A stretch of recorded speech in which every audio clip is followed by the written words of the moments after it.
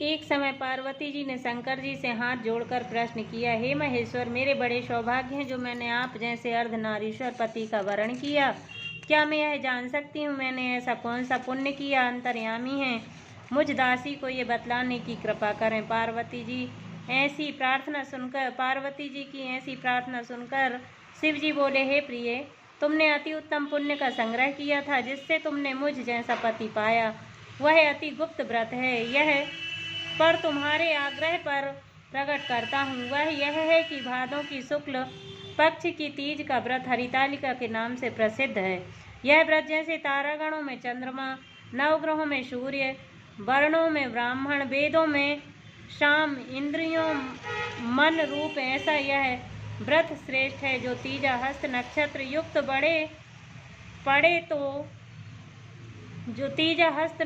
युक्त पड़े तो और भी महान पुण्यदायक होता है। यह सुनकर पार्वती जी ने कहा, हे महेश्वर, मैंने कब और कैसे तीजा व्रत किया, यह सब सुनने की इच्छा है। इतना सुनकर भगवान शिव बोले, हे उमा, भारत के उत्तर में हिमाचल पर्वत है, उसके राजा का नाम हिमाचल है।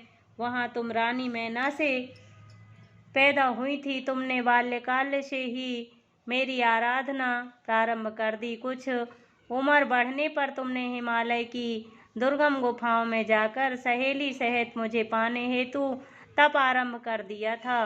तुम ग्रीष्म ऋतु में पानी में खड़े होकर मेरा ध्यान में संलग्न हो रही। इस प्रकार 6 ऋतुओं में तप करने पर भी जब मेरे दर्शन न मिले तब तुमने ऊर्ध्वमुख होकर केवल वायु सेवन की, फिर वृक्षों के सूखे पत्ते खाकर इस देह को क्षीण किया। इसी शुभ अवसर पर देव ऋषि नारद जी वहां उपस्थित हुए। राजा ने अति हर्ष के साथ नारद जी का स्वागत किया और आने का कारण पूछा। नारद जी ने कहा, हे राजन, मुझे भगवान विष्णु ने भेजा है। मैं चाहता हूँ कि आपकी कन्या को योग्य वर प्राप्त हो, अतः भगवान विष्णु ने आपकी कन्या का वरण किया है। क्या आपको स्वीकार है? राजा हिमालय ने कहा, महाराज, मेरा सौभाग्य है जो मेरी कन्या को विष्णु जी ने स्वीकार किया है, अतः मैं अवश्य उन्हें अपनी कन्या का दान करूंगा। यह निश्चित हो जाने पर नारद जी ने वैकुंठ जाकर भगवान विष्णु से पार्वती जी के विवाह के लिए कहा। इधर महाराज हिमाचल ने वन में जाकर पार्वती जी को भगवान विष्णु के साथ उनका विवाह होने का निश्चय सुनाया तो सुनते ही तुमको महान दुख हुआ। उस दुख से विह्वल होकर अपनी सहेली के पास पहुंचकर विलाप करने लगी तो तुम्हारा विलाप देख सखी ने कहा, देवी, मैं तुम्हें ऐसी गुफा में ले चलूंगी जहां महाराज भी न जा सकेंगे। ऐसा कह सखी उमा सहित हिमालय की गहन गुफा में विलीन हो गई। तब राजा हिमाचल घबराकर पार्वती जी को ढूंढते हुए विलाप करने लगे कि मैंने विष्णु जी को वचन दिया है, वह कैसे पूर्ण होगा। ऐसा कह वह मूर्छित हो पड़े। तब सभी ग्रामवासियों को साथ लेकर ढूंढने को महाराज ने पदार्पण किया और सोचने लगे कि मेरी कन्या को व्याघ्र खा गए या सर्प ने डस लिया या राक्षस हर ले गए हैं।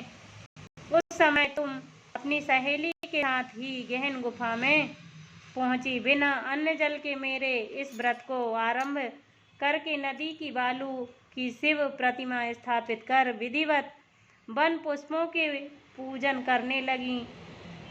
बालू की शिव प्रतिमा स्थापित कर विधिवत वन पुष्पों से पूजन करने लगी। उस दिन भाद्रपद मास तृतीया शुक्ल पक्ष हस्त नक्षत्र था। तुम्हारी पूजा के फलस्वरूप मेरा सिंहासन हिल उठा। मैंने जाकर तुम्हें दर्शन देकर कहा, हे देवी, मैं तुम्हारे व्रत और पूजन से अति प्रसन्न हूँ। तुम अपनी कामना मुझसे वर्णन करो। इतना सुन तुमने लज्जित भाव से प्रार्थना की कि आप अंतर्यामी हैं, मेरे मन के भाव आपसे छिपे नहीं हैं, मैं आपको पति रूप में चाहती हूँ। इतना सुन मैंने तुम्हें इच्छित वर देकर अंतर्ध्यान हो गया।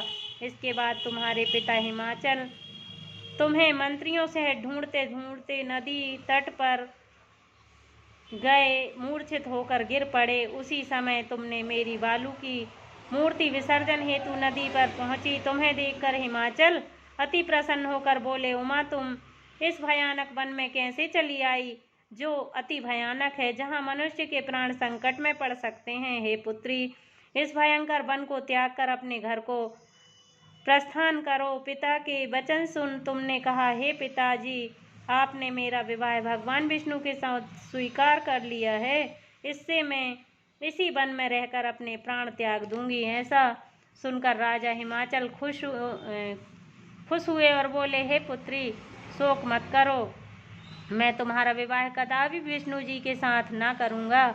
जो तुम्हें रुचिकर है उन्हीं सदाशिव के साथ करूँगा। तब सखी के साथ नगर में उपस्थित होकर अपनी माता और सहेलियों से मिली। कुछ समय बाद शुभ मुहूर्त में विवाह वेद विधि के अनुसार महाराज हिमाचल व रानी मैना ने मेरे साथ करके पुण्य का अर्जन किया। सौभाग्यशाली सहेली ने तुमको हरण करके हिमाचल की गुफा में रखा, जो मेरा तीजा व्रत किया। इसी से इस व्रत का नाम हरितालिका पड़ा और यह व्रत सब व्रतों का शिरोमणि हुआ। उस प्रकार कथा सुन माता पार्वती ने कहा, हे प्रभु, आपने मिलने की सुखद कथा सुनी, मुझे प्रसन्न तो किया, पर इस व्रत के करने की विधि का विधान, इसका फल मुझे ना बताया। सो कृपा करके मुझे इस व्रत का विधान और पुण्य फल प्राप्ति का वर्णन करिए। इतना सुन शंकर जी ने कहा, हे प्रिय, मैं इसका फल सुना रहा हूँ, सुनो। यह व्रत सौभाग्यवती नारी व व्रत या पति चाहने वाली कन्याओं को करना चाहिए। यह व्रत भाद्रपद शुक्ल पक्ष की द्वितीया को शाम को तीजा व्रत धारण करें। यह व्रत निराहार होकर करना चाहिए। भगवान शिव पार्वती की स्वर्ण प्रतिमा केले के खंभे व पुष्प आदि से सुशोभित मंडप में स्थापित करके रेशमी वस्त्र के चंदोबे तानकर बंधनवार सजाकर भगवान शिव की बालू की प्रतिमा स्थापित कर पूजन कर रात्रि जागरण करना चाहिए और भगवान शिव को समस्त सामग्री अर्पण करके ब्राह्मणों को द्रव्य, अन्य, वस्त्र, पात्र आदि श्रद्धा पूर्वक देना चाहिए। शिव जी के प्रति वस्तु को सिद्ध पंचाक्षरी मंत्र ओम नमः शिवाय कहकर समर्पित करना चाहिए। प्रार्थना करते समय अपनी मनोकामना भगवान के सामने प्रेरित करके भगवान से को प्रणाम करें। प्रार्थना के बाद दोनों हाथों में पुष्प लेकर पुष्पांजलि अर्पण करें। फिर चतुर्थी को शिवलिंग को नदी व तालाब में विसर्जन करें। फिर 3 ब्राह्मणों को भोजन करा दक्षिणा देवें। इस प्रकार व्रत पूर्ण करने से स्त्री सौभाग्यवती होती हैं, पुत्र पौत्रों से सुखी होकर जीवन व्यतीत करती हैं। कन्याएं यह व्रत करें तो उन्हें धनवान वर की प्राप्ति होती है, सौभाग्य प्राप्त होता है। हे देवी, जो सौभाग्यवती स्त्री इस व्रत को धारण नहीं करती वह बार बार वैधव्य व पुत्र शोक को प्राप्त होती हैं।